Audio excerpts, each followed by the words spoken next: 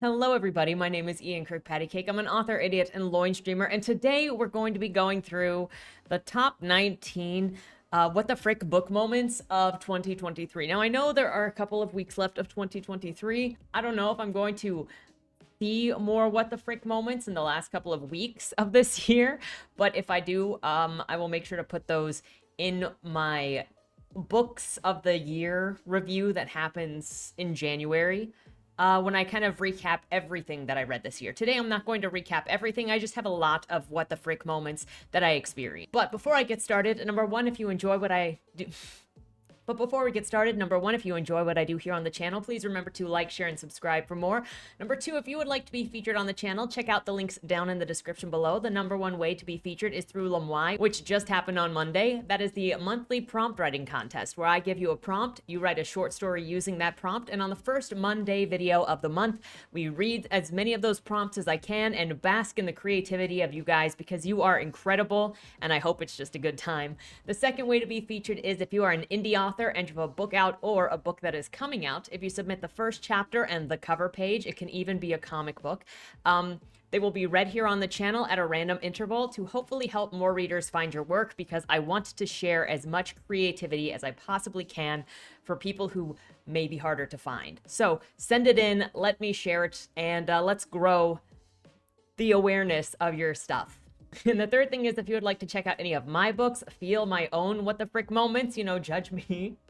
You can get them anywhere that you enjoy getting books, including the local library upon request. So with that said, let's jump into this. Now, I read quite vastly, honestly. I read stuff that people send in to me and ask me if they'll check out their books. If I find stuff on the Fresh Meat feature that I am interested in, I'll pick that up. If it's a controversial book, I'll pick that up. This year, I did a thing where I read all of the books on the American Library Association's banned book list for 2021 and 2022.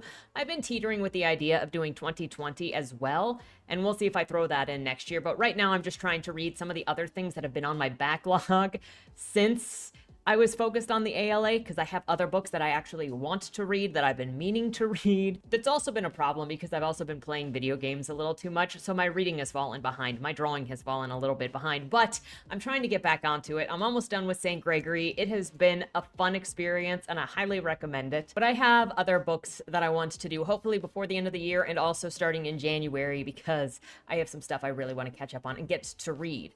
One of them is also The Origin of the Sky, which was a Fresh Meat feature just recently, because the art in that looked so pretty. I loved the idea of the mountain and the lake becoming personified and going to the end to meet the end of the sky. It felt like folklore, so I really want to read it. But that's going into the side thing. Today, I'm going to talk about some what the frick moments, and everything on this list is from things that I've read this year, and I've done book reviews on all of them. So if you want to check out any of these books, I highly recommend you read them for yourselves and or participate in the book reviews that are on this channel, because they are there.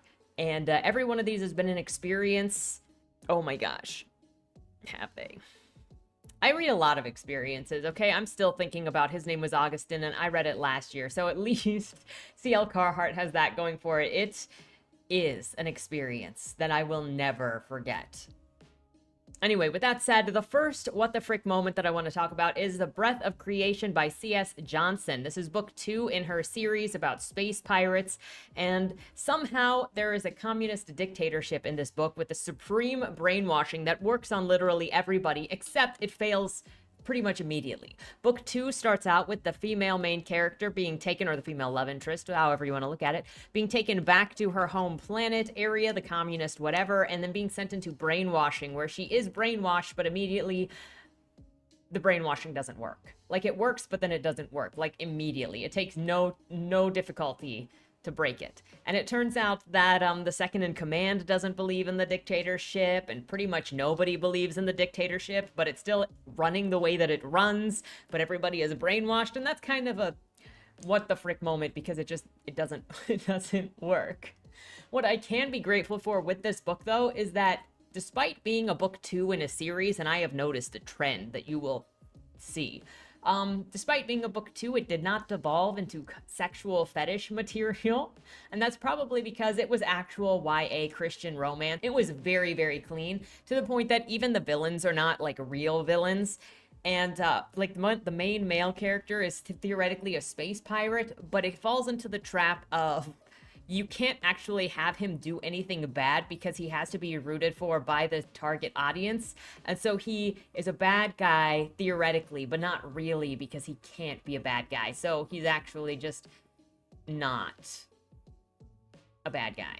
The same thing happens with the love interest's dad, who works for the dictatorship, so he doesn't actually do anything really, really bad. It's just the facade of doing bad things to make it look like he's part of the dictatorship, but he never really did those things. It happens a lot, not just in clean YA, but in, I think I talked about this before, in Sounds Like YA, where it'll introduce like a love interest. There was this one book specifically that I ran into during reading the conversation for that, and the love interest in that book was brainwashed to the dark evil overlord so that he couldn't be blamed for the bad things he did to other people, but he could still be technically a servant. But he was also defiant, because if his boss didn't know that he was defying, then he still worked under the brainwashing control power of the collar, but also he was somehow not in control of his own actions. So that happens a lot, where it's trying to undermine the autonomy and the choice of the character so they never look bad because they never did anything bad of their own free will, but they also have the free will to be defiant and feisty. And I remember running into that so much back in role-playing days, where people always wanted to be the feisty slave because they knew that you couldn't beat their character because of all the rules against god modding. But basically, isn't it god modding if you're going to continually taunt this person who is technically higher than you in the power ruling, but they can't do anything because arbitrary rules? Like, it kind of undermines everything. Anyway, side tangent. I'm just grateful that this book did not turn into sexual fetish material, though I've noticed two trends specifically with book 2s. They are either sexual fetish material that often includes public sex and humiliation, or I should say, brainwashing. Brainwashing happens a lot in book 2. The second what the frick moment of 2023 was The Master and the Marionette by Brandy Elise Zecker, which was book 2 in her series, The Pawn and the Puppet, which I read Pawn and the Puppet last year. While book 1 read like an asylum romance bad boy personal fantasy, being edgy with some gothic Victorian vibes and angst for aesthetic alone, you know, everybody got abused, there was sexual abuse going on, there was the romanticization of institutionalization and of straitjackets, because that is a fetish. If you look for it, there is a specific aesthetic of like crazy girl, straitjacket, asylum, you know, falling in love with the guy who's a killer that will kill everybody except for you because he likes you. Like, that was The Pawn and the Puppet. The Master and the Marionette threw whatever world building it put together out in an attempt to instead turn the second book in the series into a full-fledged fetish fiction. I don't know why, but a lot of books like this and ACOTAR devolve into some form of public sex and sexual humiliation. In this case, they had to go into the woods, and there was like this tribe randomly of dark elves or something. There were no dark elves in the first book, mind you, and then suddenly we've got magical creatures and fantasy creatures in the second book, so whatever is that.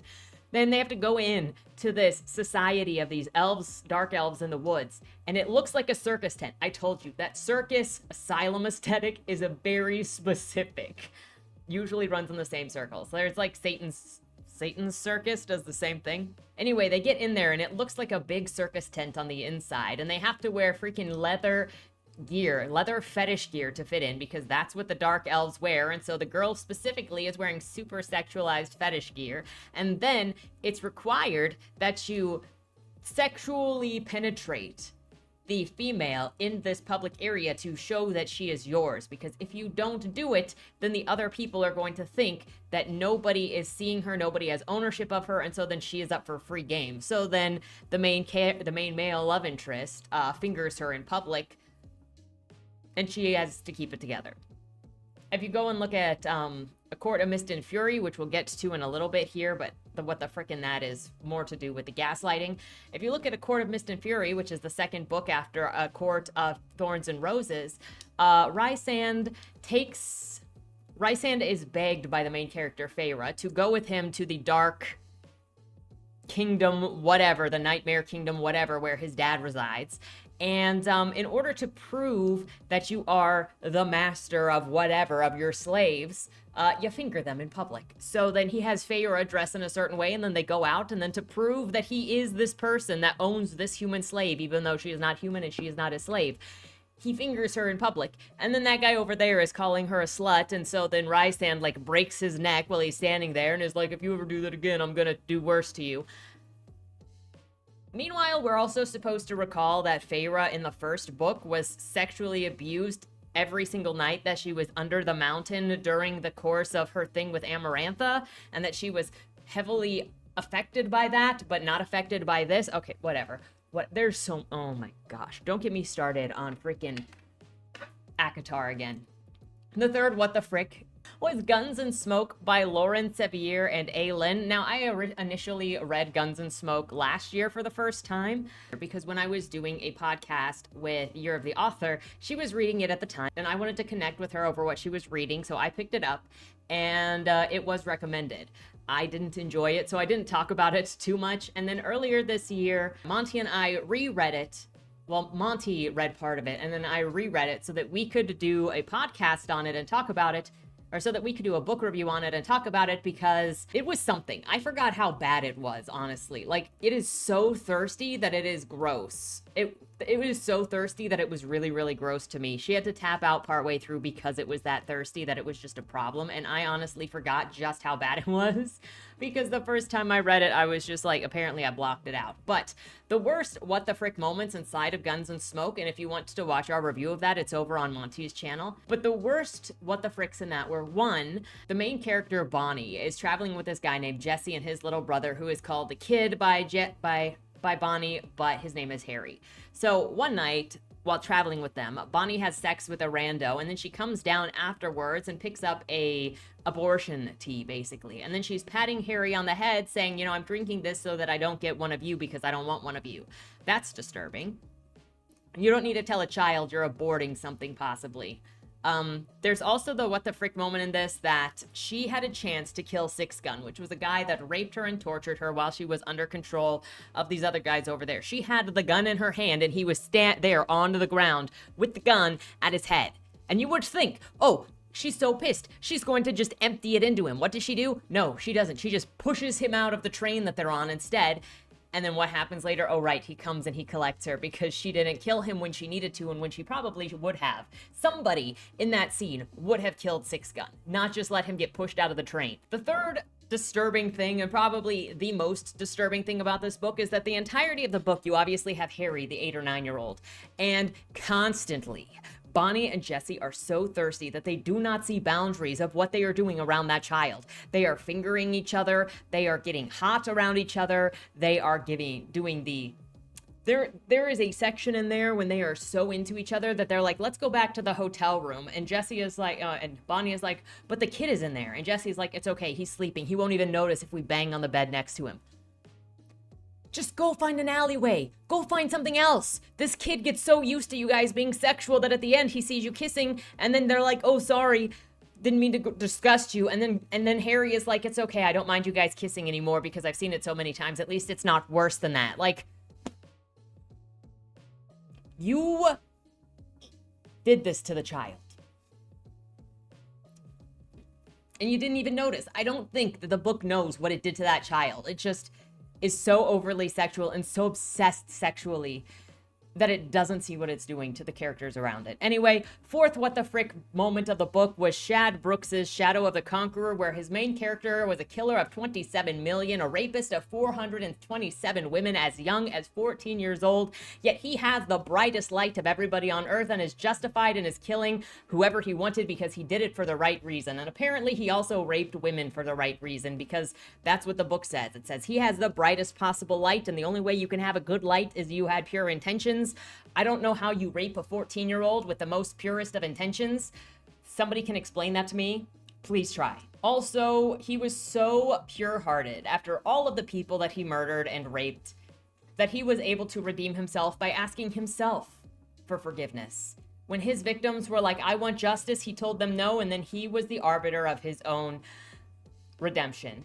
Because, you know, That's how that works. Number 5 is Lace and Leather by Lauren Sevier and A. Lynn, which is related to Guns and Smoke, in case you were wondering. This is the second book in that series, and it was the first what the frick is that it was twice as long as Guns and Smoke. It felt like it never ended. This was also read because of Dottie. Thank you.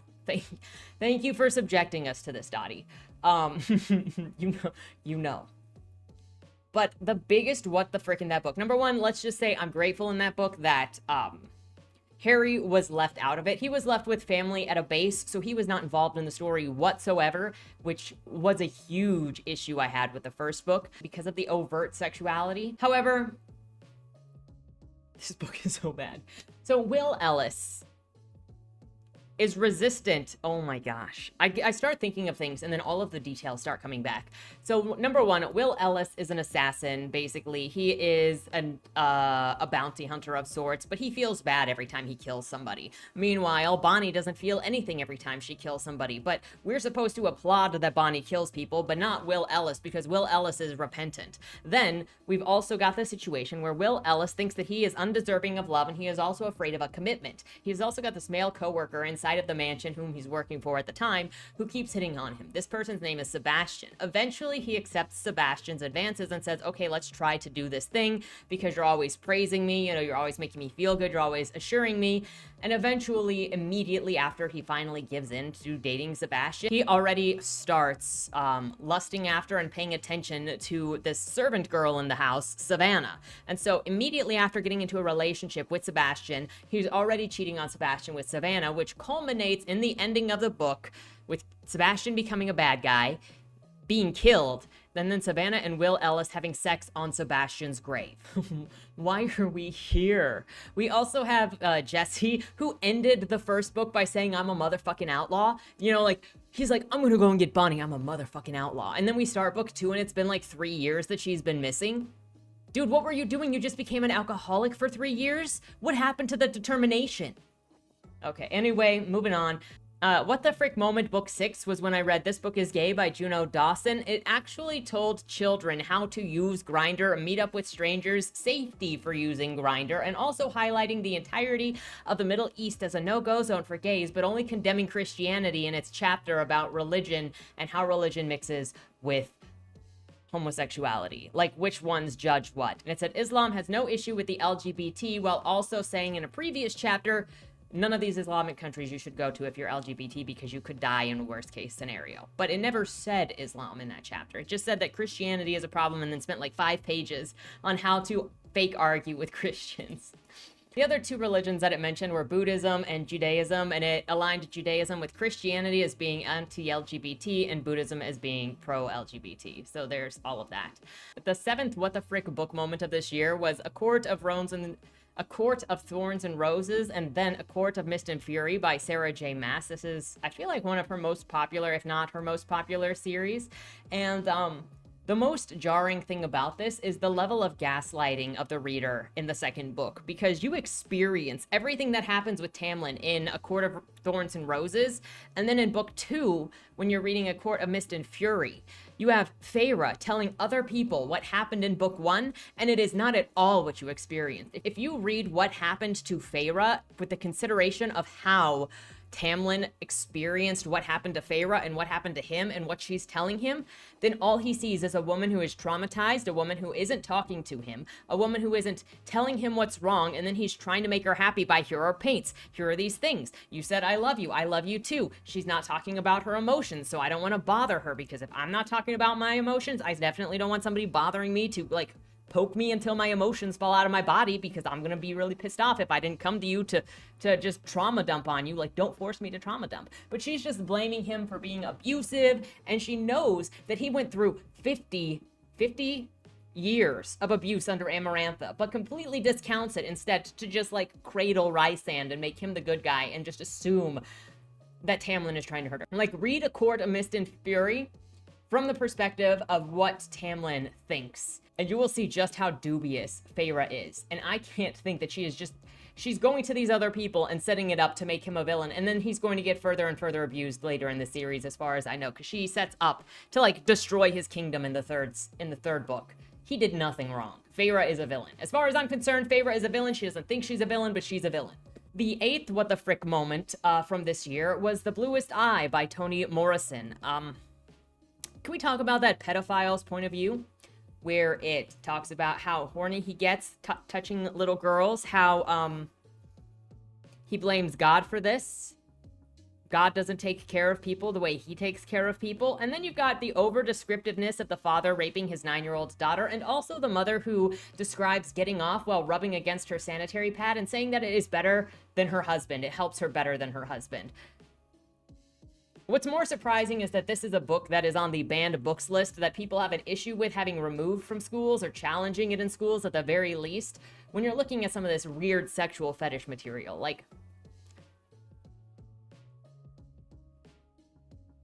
look, if I go into a series of books that are specifically targeted to teenagers, because it said this is in schools for one reason or another, pedophilia and graphic child rape after spending a chapter justifying why the dad is the way that he is not what I'm expecting. I'm not saying that there's not a place for that in books to explore that. I'm just saying it's not a place in children's books and literature in high school, probably, and younger. My ninth what the frick book moment of 2023 was The Hate You Give by Angie Thomas. While the book is set up and the reviews make you think that the book's antagonist is the police, systematic racism within the police, it's actually a gang leader who runs the neighborhood that the main character lives in that is the biggest problem. The man runs a gang that the main character's dad used to be a part of some time ago. Then her dad went to jail for a little while covering that guy just to get out of the gang, and then he's been living that way, but the guy keeps trying to pull him back into the gang by getting him to do little jobs for him. Dad just keeps saying no and wants to move out of that neighborhood, which is a bad neighborhood, and the main character says it's a bad neighborhood. And the man is still terrorizing everyone. In fact, one of the things in the story is they actually do move to a better neighborhood, and that is a main big thing for the characters. For me, when I was reading this book, the police are set up as just being another gang that is in that area, and the major issue here comes off as gang versus gang versus gang, and some see the police as stepping into their turf when they have no business being there. Then you have the main issue of the novel, which is the gang leader who got this kid who didn't want to even be doing drug runnings, who needed money for his mom, so he started selling drugs to pay for his mom's medical bills, even though he didn't want to get involved, and then he was just a part of this gang stuff. That was the main issue, not police violence. It was the fact that he needed money and then became reliant on these gangs that were then having him do more and more criminal things, and then the police saw him for what he was doing. And that's a whole other thing entirely. But the gang leader was the problem. The gangs in the neighborhood were the problem. And the main issue, which was the gang leader that was applying pressure to everybody in the neighborhood to try to get them to either comply and be in his gang or to just be subservient to his gang, that was resolved by the neighborhood lying about the involvement of that gang leader, because that guy did burn their grocery store down, but there were other things they lied about to get the police to be able to hold him and try him for another crime that'll keep him off the streets. So the police were actually the solve for the main problem. However, the book and the reviews and the people talking about it continue to push it as if it is talking about police injustice and systemic racism within the police structure, when that's not actually what the book says from what it does. The book does list names at the end of it to try to push the narrative of its anti-police, but if you look at what actually happens with the narrative of the book, it's not the police that are the bad guy. And I don't know if the author realized that or not, or if the publisher inserted those extra things in order to make it more relevant to a political regime or what, but the actual book, the narration of that book, is that gang violence is the problem. But you wouldn't know that by looking at the reviews. Go and check out Goodreads for that. Number 8, what the frick moment was Nothing But Blackened Teeth by Cassandra Khaw. I saw a lot of people reading this earlier this year, and so I decided to pick it up because I like horror books. It was a disappointment. It was needlessly trying to be an MFA story to pretend that that elevated it from just being a horror book, which horror books don't need to be elevated. They're just good if they're good. You don't need to use fancy MFA language, but that's definitely what it felt like. And then, spoiler alert, it killed Philip, the only decent person, at the end of the book, and then said that it was justified because he was a rich white male, despite how he was the one that paid for everybody's trip to Japan. But they all hated him. So, R.I.P. Philip, you deserve better. Number 9 was Out of Darkness by Ashley Perez. The surprise here was this was misery porn that was just made to hurt every reader by being ridiculous. The random rape of the daughter at the end where dad was like, well, you know, you gotta plow your fields every so often to show who the owner is. It was so over the top. It was ridiculous. And then using her little brother to try to activate activism at the end of the book by going, well, I became an honor student after going to live with my grandparents when my sister and my other sister both died, and my dad died, and everybody was dead but me. And so then I went to college and I was valedictorian, and then I'm writing this essay about how we need to take action right now. And this book is presented as if it's historical because it takes the explosion, the historical explosion in Texas, but rewrites everything around it. And the author says that this is historical context to be better understood, but it's actually alt history and not historical at all. That's surprising. Number 10, what the frick moment, was in Flamer by Mike Corrado. This was a comic book of sorts, and it features, 14 going on 15-year-olds. He just finished middle school and he's getting ready to start high school. And there's a scene where a bunch of the kids are jacking off into a bottle in the middle of summer camp and saying whoever can't jack it has to drink the bottle. That is being passed around as a normal experience. I don't know if it is. And if it is, it's still a what the frick. What is wrong with you summer campies? If it's not, Corrado, was this a personal experience or a personal fantasy? Because what the frick? Also, the author says that this book isn't in grade schools when all it takes is a cursory Google search of the name in grade schools to find that he is lying or wrong. Number 11 is The Lawn Boy by Jonathan Evison. We got a rich braggart project by an MFA graduate for his elitist Washington Island friends. It felt like the whole book felt like someone rich role-playing what he thinks it's like poor Mexican kid who determines he's gay in the last 10% because he can't stop thinking about the one time he sucked another 10-year-old's dick 12 years ago. Yeah, that's in there. And he brings it up every 2 seconds. And then he starts screaming in the neighborhood how he sucked this guy's dick and that guy sucked his dick when they were 10 years old, as a way to try and manipulate and humiliate the guy. And guess what? It never comes up in the story. There's never any repercussions for doing that to somebody, so whatever. The biggest surprise with Lawn Boy, though, is how often the advice of stay in your lane, or not the advice, but the dictate of stay in your lane comes to authors who try to write whatever they want, or try to experience other things, or try to create other experiences when it comes to characters. But you've got Jonathan Evison here writing a gay poor Mexican with a single mother when he is none of those things. Closest he ever got to this was probably watching the landscapers outside of his window from his Washington Island McMansion. That's just an assumption, though. Don't take that as a word for anything. Number 12 was Supermarket by Bobby Hall. We need more potassium and banana facts and monologues and stories. There was not even enough of it in Bobby Hall's book. Number 13, what the frick moment of 2023, was in Lucky Red by Claudia Cravens. The love interest doesn't come in until halfway through the book. Meanwhile, if you go and look at the stuff that talked about this book, that sold this book to me, it's talking about this super important love interest. She can't be that important if she doesn't come in until 50% of the way through the book and plays no major role whatsoever. Number 14 was Perks of Being a Wallflower by Stephen Chbosky, Looking for Alaska by John Green, and Me and Earl and the Dying Girl by, I don't have his name up here. They were all basically the same protagonist. Honestly, if you throw in the absolutely true diary of a half Indian in there, when the book is like written with a teenager male perspective from a male writer, they're very commonly a very similar male perspective of the book, which you could say similar things when it's a female writer. It's kind of funny. But also, 4.5 on the what the frick, and I didn't expect it, was Perks of Being a Wallflower by Stephen Chbosky. The main guy's friend, named Nothing, was a sexual predator who seemed like he was trying to get sexual with Charlie the entire time, but it eventually didn't work. Like, it looked like he was trying to take advantage of Charlie's ineptitude, especially by taking him to like gay hookup spots as a 16-year-old, and constantly getting him drunk and high and then trying to put moves on him, like kiss him, and Charlie would just reject it every time until eventually Nothing gave up.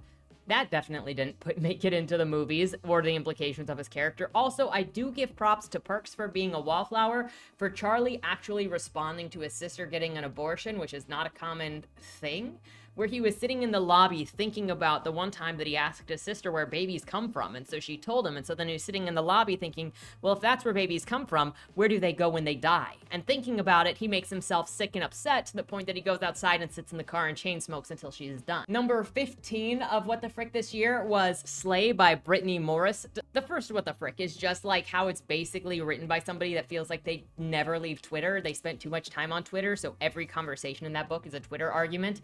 But the real surprising What the Frick moment of this was how the author openly brags about having written this book in less than 2 weeks, and then it's got a traditional publishing deal. You can tell that it was a throwaway with very little thought put into it. At least that's my perspective. Go ahead, read it for yourself and tell me that you think differently, but it's not cute to brag about spending so little time as possible on a book to the point that it's insulting to the readers. And I see so many writers say that, oh, I wrote this so quickly. Oh, I only did one pass on this, because they want to rush out product. It's not art at that point. It's a product that you want to get out to sales as quickly as possible. And if that's what you want to do, that's what you want to do. But I don't really respect. This is Ian from editing, because I remembered something I needed to say about Slay in post. And that is, another WTF about that book is that the entire premise of it is that a 15-year-old created an MMORPG that has 500,000 users. She did it all by herself, all completely free, has servers that are run in France. I don't know how she pays for it. Everything runs fine. She has one mod, and somehow nobody except the current player system, which is all black people, know about it, because it is a game where you have to prove what race you are or state that you are black in order to get the password to join. And apparently no YouTuber, no streamer, no game website, nobody told anybody outside of the required race in order to play that game in the couple of years that it's been available. She is only, what, like 17, 18 now, and it is maintained by only her and her singular mod. So, oh my gosh. Something else about that is she made it so that it claimed that the outfits clipping through the ground was something special that she programmed in so that people wouldn't trip over their own clothing.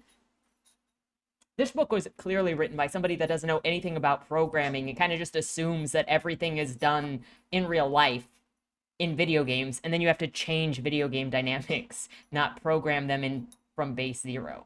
Anyway, just thought I'd mention that. 16 What the Frick moment. Cripple Squadron by Fred Hugh. The book was dropped into the chat and recommended based on the name specifically because we felt, oh, maybe this will be funny. No, it was unexpectedly boring. It was mostly fighter jet, sky, space fighting that didn't matter because you knew they were going to win in the end. Like, there was a freaking 30-page dream sequence that really didn't matter because it was just another fighter jet sequence. And despite being called Cripple Squadron, Vicky is barely crippled. She loses, like, her legs and her arm, is mostly not in the book, and then has maybe half a chapter where she is missing those body parts and is laying in bed, and then the next time we see her, it's all replaced with robotics that she has mastered. So, doesn't really live up to its name at all.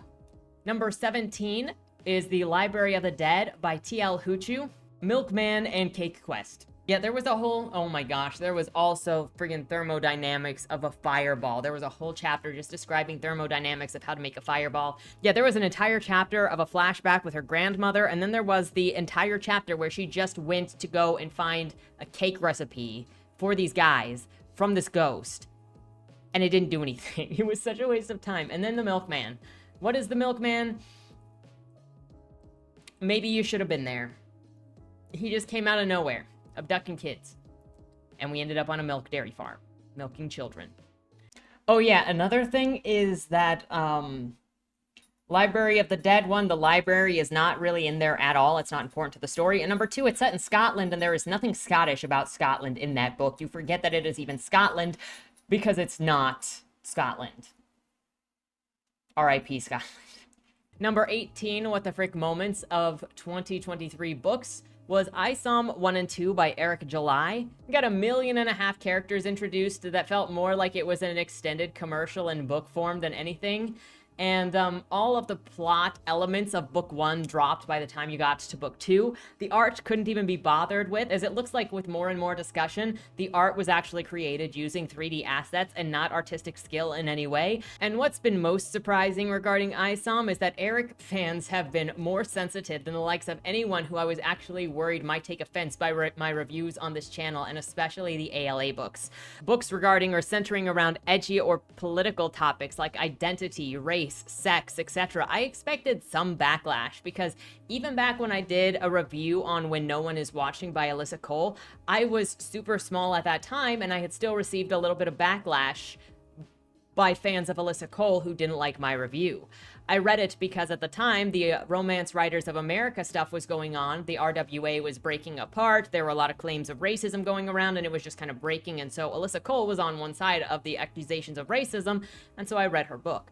And I received some name calling for it because of identity politics, as you might expect. But even that pales in comparison to the Eric July fans, who have to be the most emotionally sensitive, easily triggered bunch of people that I have seen this year.